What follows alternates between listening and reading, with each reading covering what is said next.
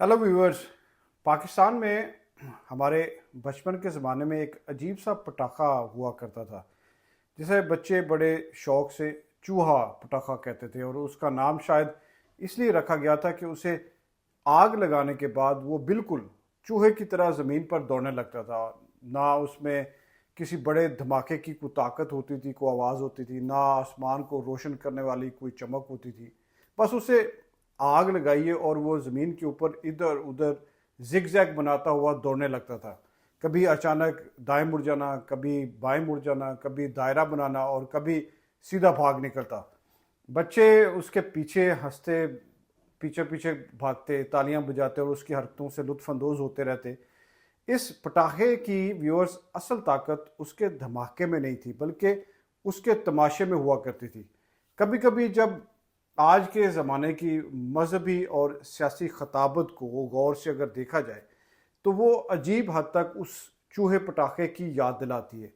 एक जुमला बोल दिया जाता है, एक जज्बाती नारा लगा दिया जाता है और फिर वो बयानिया ज़मीन पर उसी पटाखे की तरह दौड़ने लगता है, जिगजैग बनाने लगता है, और कहीं गैरत के नाम पर, कहीं जिहाद के नाम पर, कहीं उम्मत की इज़्ज़त के नाम पर सुनने वाले इसके पीछे दौड़ते हैं, जज्बाती होते हैं, तालियां बजाते हैं और कुछ देर के लिए ऐसा महसूस करते हैं कि दुनिया की तमाम जंगें शायद अब उनके नारे से जीत ली जाएंगी। लेकिन जब धुआं छटता है तो अक्सर ज़मीन पर सिर्फ जले हुए कागज़ का एक टुकड़ा सा बाकी रह जाता है, जिसे बच्चे जो हैं वो तमाशा देखकर अपने पाँव से मसल कर दूसरे पटाखों की जानिब मुतवज्जो हो जाते हैं। तो व्यूअर्स, ये जो इस्तिआरा शायद आपको सख्त महसूस हो, लेकिन जब कोई मौलवी ये कहता है या मुल्ला ये कहता है कि तमाम मुसलमान ममालिक पर फ़र्ज़ है कि वो फ़ौरन जंग शुरू कर दें, तो सवाल उठाना ज़रूरी हो जाता है कि ये हुक्म कहाँ से आया। क्या कुरान पाक से आया, फ़िक़ा से आया, या सिर्फ जज्बाती खिताबत से आया है। यूएई हो या सऊदी अरब हो या बहरीन हो, व्हाटएवर, आप किसी कुरान को मानने वाले हैं तो फिर आप पे हमला फर्ज है इस्लाम में कि तुमने कुरान पूरा क्यों नहीं किया। ये टोपी किसी और को पहनाना, स्पेशली पाकिस्तानी आलिम, मुसलमानों के ऊपर उनकी पिटाई करना पाकिस्तान जैसे मुल्क का काम था। जो भाई किधर तू तो कलमा पढ़ता था, हमारा भाई अकेला मार कर रहा है, तू यहाँ पे खड़ा देखता रहा अपने मोहल्ले में, और अमेरिका को तूने दुश्मन को बेच दी कि आगे मेरे भाई को मार। ये कुरान है या ये कुरान के एग्जैक्ट ऑपोजिट मैसेज है। यहाँ पर असल मसला शायद जंग का नारा नहीं, बल्कि मजहबी अथॉरिटी का जो यूजेज है उस पे है।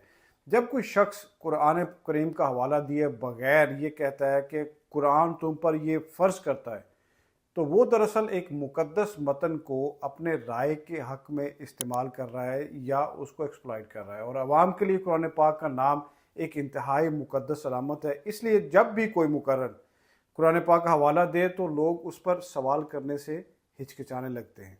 यही वजह है कि मजहबी अल्फाज सियासी दलाइल में बहुत ताकतवर हथियार बन जाते हैं, और फिर इस्लामी फ़िक़ा की क्लासिकी किताबें जंग के मसले को एक मुनज़्ज़म कानूनी मसले के तौर पर देखती हैं। चारों के चारों जो सुन्नी फ़िक़ा है हमारे मज़हब में, एक बुनियादी उसूल पर मुश्तरक है कि जिहाद का ऐलान अवाम या ख़तीब नहीं बल्कि रियासती क़यादत करती है, और इस्लामी कानून में जंग का फ़ैसला हमेशा हुक्मरान या फिर रियासती अथॉरिटी के हाथ में होता है। इसकी वजह यह है व्यूअर्स कि जंग सिर्फ एक मजहबी अमल नहीं है, बल्कि एक सियासी, मुआशी और फिर अस्करी फ़ैसला भी होता है। और इसीलिए क्लासिकी फ़िक़ा में एक उसूल जो है वो बयान किया जाता है, अल जिहाद मौकूल इलल ईमान, यानी जिहाद का फ़ैसला इमाम या हुक्मरान के इख्तियार में है। ये उसूल इस बात को भी वाज़े करता है व्यूअर्स के मिंबर से दिए गए जो जंगी नारे हैं वो फ़क़ी हुक्म नहीं रखते हैं। पाकिस्तान की गवर्नमेंट के लिए मैं देना चाहता हूँ, कितने आप लोगों ने कहा था कि पाकिस्तान और सऊदी अरब का पैक्ट हो गया है, उस पे हमला, हमारे पे हमला, हमारे पे हमला, उस पे हमला। Shame on you all. ये वाला पैक्ट का नाम कुरान है। आपको इतना नहीं पता कि ये वाला ही पैक्ट है जो अल्लाह के नबी सल्लल्लाहु अलैहि वसल्लम ने हम सब मुसलमानों से कराया था, अल्लाह ने हमसे करवाया था। कुरान का मतलब ही है कि मुसलमान इस पैक्ट में पहले से लॉक्ड हैं कि एक मुसलमान पे हमला, सब मुसलमानों पे हमला। आपको इतनी सेंस नहीं है, अपने आप को मुसलमान और ओवैसी बोलते हो, बेशर्मो।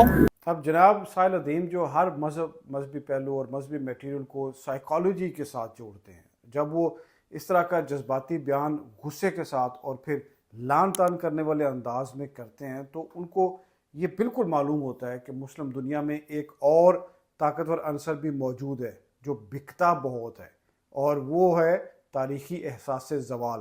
مسلمانوں کو اکثر ان کے ماضی کی عظمت جو ہے وہ یاد دلائی جاتی ہے۔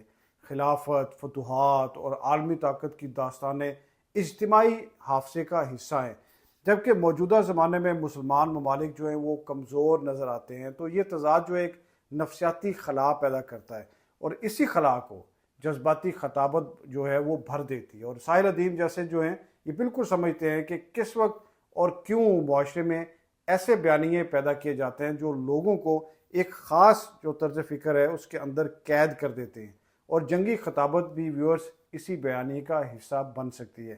اور سوال یہ بھی ہے کہ اگر یہ سب باتیں واضح ہیں تو پھر جنگی خطابت اتنی مقبول کیوں ہو جاتی ہے عام لوگوں میں؟ اس کی وجہ ایک بڑی وجہ عوامی نفسیات ہے۔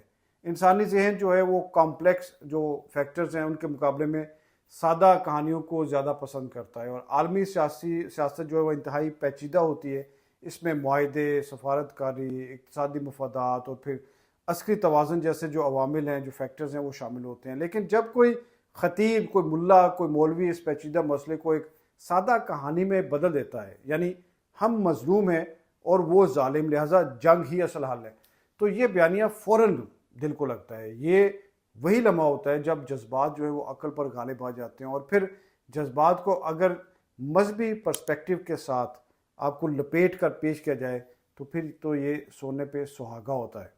آسان کر کے سمجھ لیں، اسپیشلی پاکستانی بھی سارے، کہ دنیا میں تو آپ لوگوں کے ساتھ جو کچھ بھی ہونا ہے مجھے نہیں پتا، اللہ کی قسم مجھے پتا ہے کہ آخرت میں کیا ہونا ہے، کیونکہ قرآن نے بتا دیا ایسے لوگوں کو آخرت میں کیا ہونا ہے۔ مگر باقی ملک کیا کرتے ہیں؟ ڈو اینڈ ڈائی سچویشن ہے، کیسے یہ فلسفہ میرے آگے نہیں چلے گا، باقی نہیں کریں گے تو ہم بھی نہیں کریں گے، یہ میرے آگے نہیں چلتا۔ میں قرآن کا فالوور ہوں، باقیوں کا فالوور نہیں ہوں۔ ویورز، کبھی کبھی آج کی جنگی خطابت بھی اسی چوہے والے پٹاخے کے طور پر محسوس ہوتی ہے۔ ایک تیلی یعنی ایک جملہ، ایک نعرہ اور ایک جذباتی تقریر، اور پھر زگ زیگ بناتا وہ چوہا اور لوگوں کے ذہنوں کے گرد چکر لگاتا اور انہیں خوش کرتا ہوا وہ بیانیہ لوگوں کے ذہنوں میں دوڑنے لگتا ہے۔ لیکن جب جذبات کا دھواں چھٹتا ہے تو پھر حقیقت بھی اپنی جگہ پر موجود ملتی ہے کہ یہ سب کچھ دھواں ہے، سب دھوکہ ہے، سب ایک جلا ہوا کاغذ کا ٹکڑا ہے، کیونکہ جنگ کوئی کھیل نہیں ہے، امت کوئی نعرہ نہیں ہے، اور قرآن کریم کسی خطیب کی تقریر کا ہتھیار نہیں ہے۔ قرآن جنگ کو تماشا نہیں بلکہ انسانی جانوں سے جڑا ہوا انتہائی سنجیدہ فیصلہ قرار دیتا ہے۔ اسی لیے ہمیں چاہیے کہ کبھی کبھی شرلی پٹاخوں کے تماشوں سے تھوڑا سا پرے ہٹ کر اور پھر امت کے نام پر لگائے جانے والے جو نعرے ہیں، اور نعروں کو جو جذبات کی بجائے علم، عقل اور دیانت کی کسوٹی پر پرکھ لیں، وہ بہتر ہے۔ ورنہ خطرہ یہ ہے کہ ہم بار بار اسی چوکھا پٹاخے کے پیچھے جو ہے وہ دوڑتے رہیں گے، اور پھر یہ سمجھتے رہیں گے کہ شاید یہی جو آتش بازی ہے وہ دنیا کو بدل دے گی اور ہمیں موقع دے گی کہ ہم دنیا کو فتح کر لیں۔